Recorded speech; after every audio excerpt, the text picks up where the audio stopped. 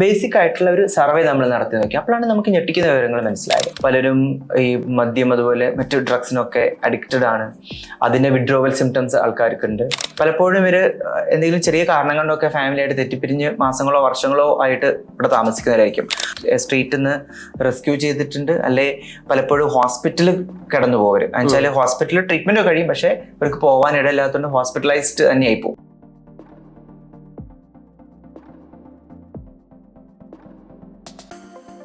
രണ്ടായിരത്തി 20 ഒരു മാർച്ച് മാസം തൊട്ട് ലോക്ക്ഡൌണും പ്രശ്നങ്ങളും ഒക്കെ ആയിരുന്ന സമയത്ത് നമ്മൾ ആരും ചിന്തിക്കാത്ത കുറെ ആളുകൾ തെരുവിൽ ഉറങ്ങിയിരുന്നു.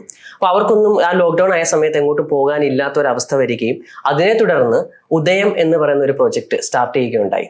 അന്ന് അത് ഒരു പ്രോജക്റ്റ് ആയിരുന്നില്ല, എന്നാൽ അത്തരം ആൾക്കാർക്ക് വേണ്ടിയിട്ട് എന്ത് ചെയ്യാൻ പറ്റും, അവരുടെ കൂടുതൽ നീഡ്സ് മനസ്സിലായപ്പോൾ അതൊരു പ്രോജക്റ്റായിട്ട് മാറുമായിരുന്നു.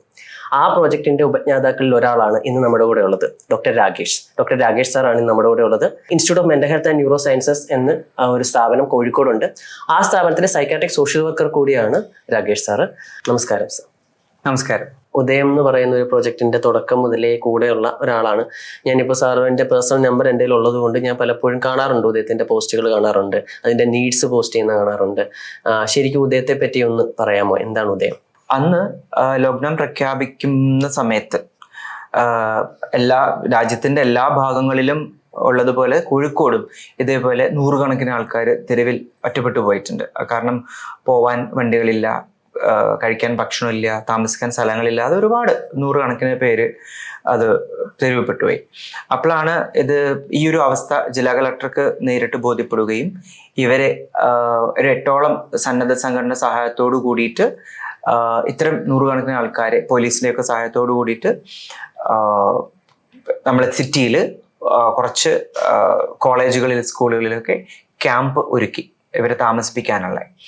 അങ്ങനെ തുടങ്ങി ഒരു 5 ദിവസം കഴിഞ്ഞിട്ടാണ് ഞാൻ ഈ ഒരു പ്രോഗ്രാമിനെ പറ്റി അറിയുന്നതും ഞാൻ ക്യാമ്പിൽ ചെല്ലുന്നതും. അപ്പം നമുക്ക് മനസ്സിലാവുന്നത് അവിടെ അവർക്ക് വേണ്ടിയിട്ടുള്ള അടിസ്ഥാന സൗകര്യങ്ങളൊക്കെ അവിടെ ഒരുക്കിയിട്ടുണ്ട്, മെഡിക്കൽ സേവനങ്ങളൊക്കെ ഉണ്ട്. അപ്പം നമ്മൾ എത്തുന്ന സമയത്ത് അവിടെ ഈ സന്നദ്ധ സംഘടനകളുടെ കൂടെയാണ് നമ്മൾ ഈ കാര്യങ്ങളൊക്കെ നോക്കി കണ്ടും ചെയ്തും വരുന്നത്. അപ്പോഴാണ് നമുക്ക് തോന്നുന്നത് ഇവർക്കിടെ എന്താണ് മെയിൻ പ്രോബ്ലം. ശരിക്കും ഇത് തീരെ ആൾക്കാർക്ക് എങ്ങോട്ടും പോകാനില്ലാത്ത ആൾക്കാരാണോ, വേറെ എന്തെങ്കിലും ഈ ഒരു ലോക്ക്ഡൌണിന്റെ ബുദ്ധിമുട്ട് മാത്രമാണോ, വേറെ എന്തെങ്കിലും പ്രശ്നങ്ങൾ ഉണ്ടോ എന്നറിയുന്നത് വളരെ ബേസിക് ആയിട്ടുള്ള ഒരു സർവേ നമ്മൾ നടത്തി നോക്കി. അപ്പോഴാണ് നമുക്ക് ഞെട്ടിക്കുന്ന വിവരങ്ങൾ മനസ്സിലായത്.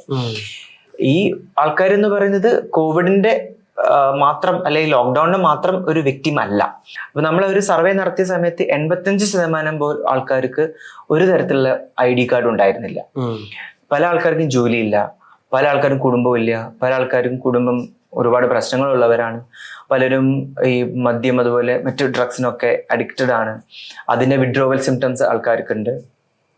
വേറെ ഇങ്ങോട്ട് പോവാനില്ല, വീടില്ല, അങ്ങനെ ഒരുപാട് മൾട്ടിപ്പിൾ നമ്മൾ ഇവർക്ക് താൽക്കാലികമായിട്ടൊരു സേവനം കൊടുത്തതാണ്, ഒരു ക്യാമ്പ് ഫെസിലിറ്റി കൊടുത്താണ്. പക്ഷെ അത് അല്ല, അതിനപ്പുറത്തേക്കാണ് ഇത്രയും നൂറുകണക്കിന് ആൾക്കാർക്ക് ഇത്രയ്ക്കും ബുദ്ധിമുട്ടുണ്ടെന്നും ഇത്ര ആൾക്കാർ തെരുവിൽ കിടന്നുകൊണ്ടിരുന്നതാണെന്നും നമുക്കന്ന് മനസ്സിലായത്. അപ്പം ആ ഒരു സർവേ കൃത്യമായി റിപ്പോർട്ടാക്കിയിട്ട് നമ്മളത് ജില്ലാ കളക്ടർക്ക് സബ്മിറ്റ് ചെയ്യുകയും അപ്പൊ അതിനുശേഷമാണ് ഈ ഒരു ഏതാണ്ട് 3 മാസമായി കാണും, മാർച്ച് ഏപ്രിൽ മെയ് ജൂണിലാണ് ഈ ഒരു നമ്മൾ റിപ്പോർട്ടൊക്കെ നമ്മൾ സബ്മിറ്റ് ചെയ്യുന്നത്, സർവേ ഒക്കെ നടത്തിയതിനു ശേഷം അത് അനലൈസ് ചെയ്തിട്ട്. അപ്പം ഇത്രയ്ക്കും ഒരു സിറ്റുവേഷൻ ആണെന്ന് മനസ്സിലായപ്പം ഇതൊരു പക്ഷെ ഒരു 2-3 മാസത്തിന് ശേഷം ഈ ക്യാമ്പ് പിരിച്ചുവിട്ട് സാധാരണഗതിയിലേക്ക് ഇത് പോയേനെ. അപ്പം ഈ ഒരു റിപ്പോർട്ടിലാണ് നമുക്കിത് മനസ്സിലാവുന്നത് ഇവരുടെ നീഡ് അല്ലെ പ്രോബ്ലംസ് വരുന്നത് അതൊരു ചെറുതല്ല, നൂറുകണക്കിന് ആൾക്കാരെ ബാധിക്കുന്ന സിറ്റിസൺസിനെ ബാധിക്കുന്ന ഒരു വിഷയമാണ്. അങ്ങനെ വന്ന സമയത്ത് ഈ ഒരു ക്യാമ്പുകളെ ഒരു പ്രോജക്റ്റ് ആയിട്ട് അന്നത്തെ ജില്ലാ കളക്ടറായിട്ടുള്ള ശ്രീറാം സാംബശിവറാവു IAS അതിനെ ഒരു പ്രോജക്റ്റ് ആയിട്ട് അത് രൂപം കൊടുത്തു. അങ്ങനെ ഈ പ്രോജക്റ്റ് അങ്ങനെയാണ് നമുക്ക് മനസ്സിലാവുന്നത് ഈ തെരുവിൽ പെട്ടുപോയ ആൾക്കാർ അല്ലെ ഭിക്ഷ എടുക്കുന്ന ആൾക്കാർ ഇങ്ങനെയൊക്കെയുള്ള ആൾക്കാരുണ്ട്. അപ്പം ഇവർക്ക് നല്ലൊരു ക്വാളിറ്റി ഓഫ് ലൈഫ് പ്രൊവൈഡ് ചെയ്യുക, ഒരു ഡിഗ്നിറ്റിയോടുകൂടി ജീവിക്കാനുള്ള സാഹചര്യങ്ങൾ ഒരുക്കുക എന്നുള്ളതായിരുന്നു പിന്നെ നമ്മളെ ലക്ഷ്യം. അപ്പം അപ്പോഴും ഇപ്പോഴും താമസിച്ചുകൊണ്ടിരിക്കുന്നത് ക്യാമ്പുകളിൽ തന്നെയാണ്. അപ്പൊ ക്യാമ്പുകൾ എന്നുള്ളതിന് പകരം ഒരു വീടായാലും എന്താ എന്നുള്ള ചിന്തയിൽ അന്ന് ദയാ റീഹാബിലിറ്റേഷൻ ട്രസ്റ്റ് വടകര അവരുടെ സഹായത്തോട് കൂടിയിട്ട് നമ്മളൊരു വാടക കെട്ടെടുത്തു. 160ഓളം പേർക്ക് താമസിക്കാൻ പറ്റുന്ന ഒരു സംവിധാനമായിരുന്നത്. അപ്പം ഈ ക്യാമ്പിൽ നിന്ന് ജോലിക്കൊക്കെ പോകാൻ പറ്റുന്ന ആൾക്കാരെ നമ്മൾ അങ്ങോട്ട് മാറ്റി. അപ്പം നമ്മൾ അത് ആലോചിക്കുന്ന ഈ ഒരു ഉദയം, അങ്ങനെയാണ് ഉദയം പുറവെടുക്കുന്നത്. അപ്പം ഈ ഒരു പ്രശ്നം മനസ്സിലാക്കുന്നു, അതിനുവേണ്ടി ഒരു പ്രോജക്റ്റായിട്ട് ഇത് മാറുന്നു. പ്രോജക്റ്റിന് നമ്മൾ ഇടുന്ന ഒരു പേരാണ് ഉദയം എന്ന് പറയുന്നത്. അപ്പൊ പലരുടെ ജീവിതത്തിൽ അത് ഉദയമായി ആവാൻ പറ്റിയിട്ടുണ്ട്. അപ്പൊ ഉദയത്തിന്റെ ലക്ഷ്യം എന്ന് പറഞ്ഞാല്, പ്രധാന ലക്ഷ്യം ഏറ്റവും ഇമ്പോർട്ടൻ്റ് ആയിട്ട് തെരുവിൽ കിടന്നുറങ്ങുന്നവരില്ലാത്ത, അല്ലെങ്കിൽ തെരുവിൽ ഭിക്ഷ യാചിക്കേണ്ടി വരുന്നവരില്ലാത്തൊരു കോഴിക്കോട്. അതാണ് ഉദയത്തിന്റെ ഒരു വിഷൻ എന്ന് പറയുന്നത്. അപ്പൊ അതിനു വേണ്ടിയിട്ട് നമ്മൾ പിന്നീട് എന്ത് ചെയ്തു, ഈ തെരുവിൽ കിടക്കുന്ന ആൾക്കാരെ നമ്മൾ പറഞ്ഞ് മനസ്സിലാക്കി കൊണ്ടുവരികയും അവരുടെ ഒരു സൈക്കോ സോഷ്യൽ അസസ്മെന്റ് എടുത്ത് അവർക്ക് എന്താണോ ആവശ്യങ്ങൾ, അവരുടെ പ്രോബ്ലംസ് എന്താണോ അതിനനുസരിച്ച് സേവനങ്ങൾ ക്രമീകരിച്ചു കൊടുത്ത് ഒരു എന്താ പറയാ ഭിക്ഷാടന ഏർപ്പെടേണ്ടവരില്ലാത്ത കോഴിക്കോട്, അല്ലെ തെരുവിൽ കിടന്നുറങ്ങേണ്ടവരില്ലാത്ത കോഴിക്കോട് എന്നുള്ള ഒരു യാത്രയിലേക്ക് ആണ് നമ്മളിപ്പോൾ ചെയ്തുകൊണ്ടിരിക്കുന്നത്. സോ ഇപ്പോൾ ഉദയത്തെ പറ്റി പറഞ്ഞു, ഉദയത്തിന്റെ ഒരു ഇനിഷ്യേറ്റീവിനെ പറ്റി പറഞ്ഞു. ഈ ഉദയം പ്രോജക്റ്റിൽ ഇപ്പം നേരിടുന്ന ചലഞ്ചസ് എന്തൊക്കെയാണ്? ഇപ്പോഴും നമ്മൾ കുറച്ചൊരു സാമ്പത്തികമായിട്ട് ഉള്ള ചലഞ്ചസ് നേരിടുന്നുണ്ട്. പിന്നെ ഒന്നുള്ളത് ഇവരുടെ റീഹാബിലിറ്റേഷന് വേണ്ടിയിട്ടുള്ള, അതായത് നമുക്ക് പല ആൾക്കാർക്കും പ്രായമുള്ളവര്, എഡ്യൂക്കേറ്റഡ് അല്ലാത്തവര്, പക്ഷെ കുറച്ച് പേർക്ക് ട്രെയിനബിൾ ആണ്. അവർക്ക് സ്കിൽ ട്രെയിനിങ് ഒക്കെ കൊടുക്കാൻ, പ്രത്യേകിച്ച് അവർക്ക് എഡ്യൂക്കേഷൻ സർട്ടിഫിക്കറ്റ് ഇല്ല. അതുകൊണ്ട് തന്നെ നമുക്ക് ഏതെങ്കിലും ഒരു സ്ഥാപനത്തിൽ അയച്ച് ട്രെയിനിങ് കൊടുക്കുക എന്ന് പറയുന്നത് അത്ര ഒരു പോസിബിൾ അല്ല. അപ്പം അതുകൊണ്ട് ഇവർക്ക് ടൈലർ മെയ്ഡ് ആയിട്ട് നമുക്ക് സ്കിൽ ട്രെയിനിങ് നമുക്ക് സ്റ്റാർട്ട് ചെയ്യാൻ പറ്റിയ നന്നായിരിക്കും. അപ്പൊ അതേപോലെ ഇവർ സ്കിൽ ട്രെയിനിങ് ചെയ്യുകയും അതൊരു പ്രൊഡക്റ്റായിട്ട് മാറ്റാൻ പറ്റുകയും പ്രൊഡക്റ്റ് സെയിൽ ചെയ്തിട്ട് ഒരു വരുമാനം ഉണ്ടാകുന്ന ലെവലിൽ ഒരു പുനരധിവാസ കേന്ദ്രം കിട്ടുക, അല്ലെ ഉണ്ടാക്കിയെടുക്കുക എന്നുള്ളത് നമ്മളൊരു ഇപ്പോഴൊരു ചലഞ്ചാണ്. ഉദയം പ്രൊജക്റ്റിനെ പറ്റിയിട്ട് പറഞ്ഞല്ലോ. ഈ പ്രൊജക്റ്റിൽ ഇതുവരെ എത്ര പേര് സേവനങ്ങൾ എടുത്തു കാണും? ചുരുങ്ങിയത് 2100 മുകളിൽ, 2100 മിനിമം ഉണ്ടാവും. 2100 മുകളിൽ ആൾക്കാരുടെ എണ്ണ ഈ 5 വർഷത്തിനിടയ്ക്ക് നമുക്ക് കൃത്യമായിട്ട് പറയാൻ പറ്റും. ഓക്കെ, ഈ 2100 പേർക്ക് എന്ത് തരം സേവനമാണ് പ്രൊവൈഡ് ചെയ്തിട്ടുള്ളത്? സ്ട്രീറ്റിൽ നിന്ന് റെസ്ക്യൂ ചെയ്തിട്ടുണ്ട്, അല്ലെ പലപ്പോഴും ഹോസ്പിറ്റലിൽ കിടന്നു പോകര്. എന്നുവെച്ചാൽ ഹോസ്പിറ്റലിൽ ട്രീറ്റ്മെന്റ് കഴിയും, പക്ഷെ ഇവർക്ക് പോകാൻ ഇടയില്ലാത്തതുകൊണ്ട് ഹോസ്പിറ്റലൈസ്ഡ് തന്നെയായി പോകും. അപ്പൊ അങ്ങനെയുള്ള സ്ഥലങ്ങൾ നമ്മൾ റെസ്ക്യൂ ചെയ്തിട്ടുണ്ട്. പിന്നെ ഇവർക്ക് ഷെൽട്ടർ നമ്മൾ ഒരുക്കി കൊടുത്തിട്ടുണ്ട്, ഫുഡ് നമ്മൾ പ്രൊവൈഡ് ചെയ്തിട്ടുണ്ട്, ക്ലോത്തിങ്സ് നമ്മൾ പ്രൊവൈഡ് ചെയ്തിട്ടുണ്ട്.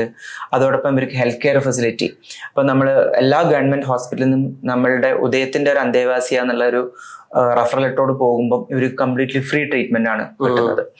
പിന്നെ നമ്മൾ അതോടൊപ്പം ഹോസ്പിറ്റലിൽ പോകുന്നത് മാത്രമല്ല, നമ്മളെ ഹോമുകളിൽ വന്നിട്ട്, നമ്മൾ ഇതിനെ വിളിക്കുക ഉദയം ഹോം എന്നാണ്, ക്യാമ്പ് എന്ന് ഒരിക്കലും വിളിക്കില്ല. ഇപ്പൊ ഈ ഉദയം ഹോമുകളിൽ ഇപ്പൊ 3 ഉദയം ഹോമുകൾ നമുക്കുണ്ട്. ഈ ഹോമുകളിൽ നമ്മൾ വന്നിട്ട് സേവനം, ഇപ്പൊ ഗവൺമെന്റ് ഡെന്റൽ കോളേജ് അവരുടെ മന്ത്ലി അവരുടെ ഡെന്റൽ സ്ക്രീനിങ്ങും ഇന്റർവെൻഷൻ നടത്താൻ വരും.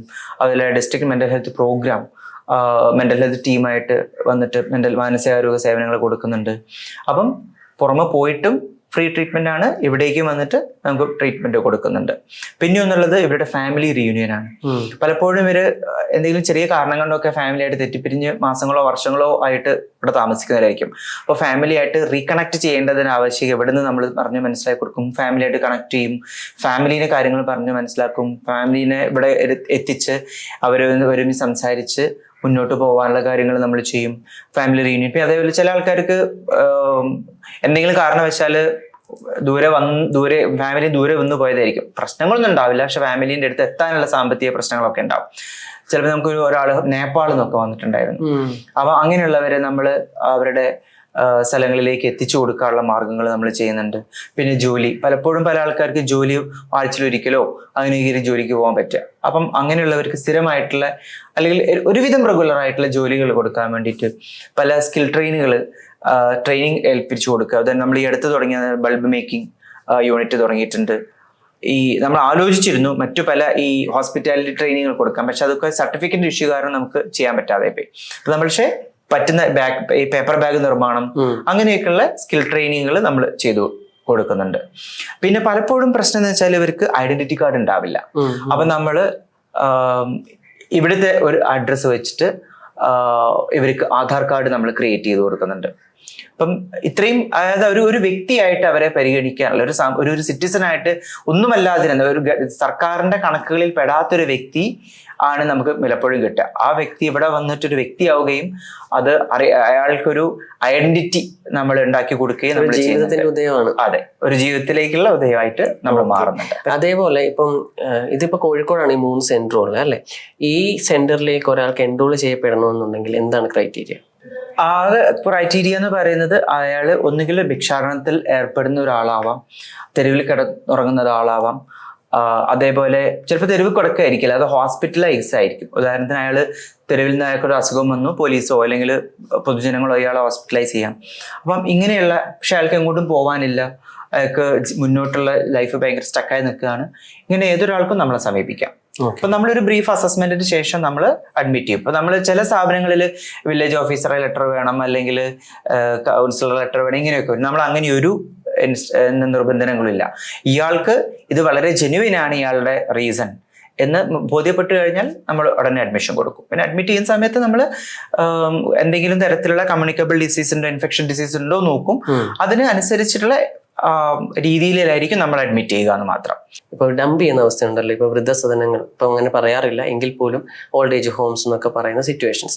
സോ അവിടെയൊക്കെ പേരൻസിനെ കൊണ്ട് ഡംപ് ചെയ്തിട്ട് പോകുന്ന കുട്ടികളുടെ കഥകളൊക്കെ നമ്മൾ കേട്ടിട്ടുണ്ട്. ഇപ്പൊ ഉദയം പ്രൊജക്ട് കേൾക്കുമ്പോൾ അതൊരു അവസരമായിട്ട് എടുക്കാനുള്ള സാധ്യത ഉണ്ടല്ലോ പലർക്കും. അപ്പം അതിനെ എങ്ങനെയാണ് നമുക്ക് തടയാൻ പറ്റുന്നത്? പൊതുവേ നമ്മൾ വന്നു കഴിഞ്ഞാൽ അസസ് ചെയ്യും. നമ്മൾ വളരെ കൃത്യമായിട്ട് ഈ വ്യക്തിനെ അസസ് ചെയ്യും, ഇയാളുടെ എല്ലാ ബാക്ക്ഗ്രൗണ്ടും നമ്മൾ ചെക്ക് ചെയ്യും, പോലീസ് എൻക്വയറി നടത്തും. ഇതെല്ലാം നമ്മൾ നടത്തുന്നതുകൊണ്ട് ഡംപിങ് ഇത് ചാൻസസ് വളരെ കുറവാണ്.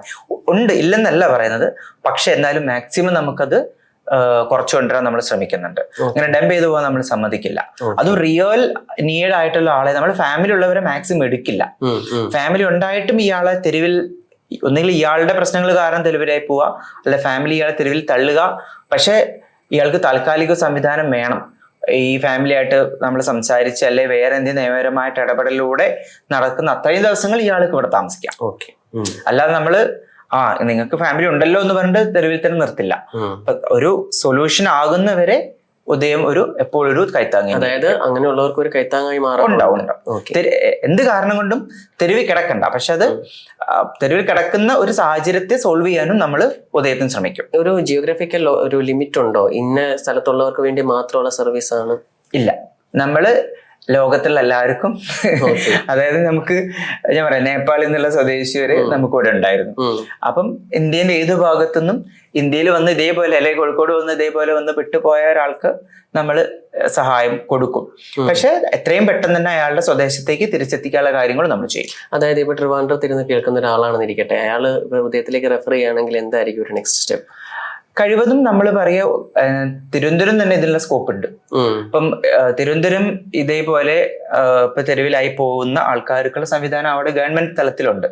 അപ്പൊ നമ്മൾ ആ സംവിധാനം പറഞ്ഞു കൊടുക്കും, ഇങ്ങോട്ട് വരണ്ട, അവിടെ ഇങ്ങനെ സംവിധാനം ഉണ്ട്. നമ്മളിപ്പോ ചെയ്തുകൊണ്ടിരിക്കുന്നത്, കഴിഞ്ഞ ഒരു 5-6 മാസമാണ് നമ്മൾ ചെയ്യുന്നത്. ഇപ്പം ഇദ്ദേഹം എവിടെ നിന്നാണോ വന്നിരിക്കുന്നത് അദ്ദേഹത്തിന്റെ ആ നാട്ടിലെ ഇപ്പം വീട് ഉണ്ടോ അല്ലെ നാടുണ്ടോ, വീട്ടുകാരുണ്ടോ ഇല്ലയോ എന്നല്ല. ഇപ്പൊ വീട്ടുകാരില്ലെങ്കിലും, ഫോർ എക്സാമ്പിൾ ഒരാൾ എറണാകുളത്ത് നിന്നാണ് വന്നിരിക്കുന്നത്, അയാളുടെ ഫാമിലി ഒക്കെ അവിടെ ആയിരുന്നു, ഇപ്പൊ ആരുമില്ല. പക്ഷെ നമ്മൾ പറയും, നിങ്ങളെ ഞങ്ങള് എന്താ പറയാ എറണാകുളത്തേക്ക് വിട്ടോട്ടേയും ചോദിക്കും, ആളുടെ പെർമിഷൻ എടുത്തിട്ട്. അപ്പോൾ പറയാം എറണാകുളം വിട്ടാൽ അറ്റ്ലീസ്റ്റ് എനിക്കൊരു ഫ്രണ്ടിനൊക്കെ കാണാൻ പറ്റിയാലോ. അങ്ങനെയാണ് നമ്മൾ എറണാകുളത്തുള്ള ഗവൺമെന്റ് സ്ഥാപനങ്ങളിലേക്ക് നമ്മൾ ഇയാൾ ട്രാൻസ്ഫർ ചെയ്ത് കൊടുക്കും. അപ്പം ഓരോരുത്തരും എവിടെ നിന്നാണോ വന്നത് അവിടേക്ക് തന്നെ, ആ സ്ഥലങ്ങളിലേക്ക് തന്നെ നമ്മൾ ഇവരെ പറിച്ചു നടാനുള്ള ഒരു കാര്യങ്ങൾ കൂടി നമ്മൾ, അതായത് ഈ ഇൻസ്റ്റിറ്റ്യൂഷനിൽ വന്ന് പെട്ടാലും അവർ ഇതിനകത്തിലായി പോകില്ല അവരുടെ ലൈഫ് ലോങ്. അവരുടെ തനതായിട്ടുള്ള ഒറിജിനൽ ഡെസ്റ്റിനേഷനിലേക്ക് അവർക്ക് എത്താനുള്ള സംവിധാനങ്ങൾ നമ്മൾ ചെയ്യും. ഇതൊരു, പിന്നെ ഇത് മനസ്സിലാക്കേണ്ട, ഉദയം എന്നുള്ളതൊരു സ്ഥിര സംവിധാനം അല്ല, ഇതൊരു ട്രാൻസിറ്റ് ഹോമാണ്. അതായത് നമ്മളിപ്പോ ഒരു ബുദ്ധിമുട്ടുള്ള ഘട്ടത്തിൽ നമ്മൾ തെരുവിലായിപ്പോയി പക്ഷെ യാചിക്കേണ്ട ഒരു അവസ്ഥയിലെത്തി, നിങ്ങൾ വാ ഞങ്ങൾ നോക്കാം. പക്ഷെ എന്നിട്ട് നമ്മൾ നോക്കുന്നത് അയാള് സസ്റ്റൈനബിൾ ആയിട്ട് എങ്ങനെയാണ് അയാൾ മുന്നോട്ട് പോവുക എന്നുള്ളത് ആലോചിച്ചിട്ടാണ് അയാൾക്ക് വേണ്ടുള്ള ഇടപെടൽ നമ്മൾ നടത്തുന്നത്. അപ്പൊ ഇതൊരു ട്രാൻസിഷൻ പീരീഡ് ആണ്. 3 to 6 months ആണ് നമുക്ക് ഇവിടെ നിർത്താനുള്ള സമയം. അതായത് സോഷ്യൽ വർക്കിലുള്ള പ്രിൻസിപ്പിൾ പോലെ തന്നെ ഒരാളെ അയാളുടെ കപ്പാസിറ്റിക്ക് അനുസരിച്ചിട്ട് ഹെൽപ്പ് ചെയ്ത് നിലവിൽ റെസ്പോൺസിബിലിറ്റി എടുക്കുക, സ്വന്തം കാലിൽ നിർത്താനുള്ള കാര്യങ്ങൾ, സ്വന്തം കാലിൽ നിർത്തുക. ഒട്ടും വയ്യ, ഭയങ്കര ഡിസേബിൾഡ് ആണ്, അങ്ങനെയുള്ള ആൾക്കാർക്ക് നമ്മൾ സ്ഥിര സംവിധാനം കൊടുക്കും. ഇപ്പം ഭയങ്കര പ്രായം, ഇപ്പൊ 75 വയസ്സ് 80 വയസ്സുണ്ട്, ജോലിക്ക് പറ്റില്ല, വീട്ടുകാരും ഇല്ല, അങ്ങനെയെങ്കിൽ അവര് നമ്മുടെ കൂടെ. അതും ചിലപ്പോൾ നമ്മൾ എന്ത് ചെയ്യും, സർക്കാരിന് മറ്റ് സംവിധാനം ഉണ്ടെങ്കിൽ അവിടേക്ക് നമ്മൾ അയക്കും. അപ്പൊ നമ്മളൊരു ട്രാൻസിറ്റ് ആണ്, ഒരു 3 to 6 months ആണ് നമ്മൾ അവിടെ താമസിക്കാനുള്ള സമയമുള്ളത്. അപ്പൊ ഈ 3 to 6 months ഇത്രയും സേവനങ്ങൾ നമ്മൾ പ്രൊവൈഡ് ചെയ്യാൻ ശ്രമിക്കും. ഓക്കെ. അതേപോലെ ഇപ്പം ഉദയം പ്രൊജക്ടിനെ പറ്റി കേൾക്കുമ്പോൾ പലർക്കും ഒരു ക്യൂരിയോസിറ്റി തോന്നും, അല്ലെങ്കിൽ അവർക്ക് ഇൻട്രസ്റ്റ് തോന്നും, ഇതിൽ വർക്ക് ചെയ്താൽ കൊള്ളാം എന്നുള്ളൊരു സാഹചര്യം. എല്ലാവർക്കും ജോലി കൊടുക്കാൻ ചിലപ്പോൾ ഉദയത്തിന് പറ്റിയെന്ന് വരില്ല.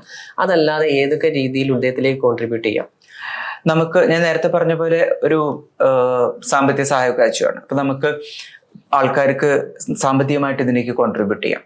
പിന്നെ വോളണ്ടറി സർവീസ് ചെയ്യാം. പക്ഷെ വോളണ്ടറി സർവീസ് ചെയ്യുന്നതിന് മുമ്പേ നമ്മൾ സാധാരണ ഇവരുടെ പോലീസ് ക്ലിയറൻസ് സർട്ടിഫിക്കറ്റ് എടുക്കും. കാരണം എങ്ങനെയുള്ളവരാണ് ഇവിടെ വോളണ്ടറി സർവീസിന് വരുന്നത് നമുക്ക് അറിയില്ല.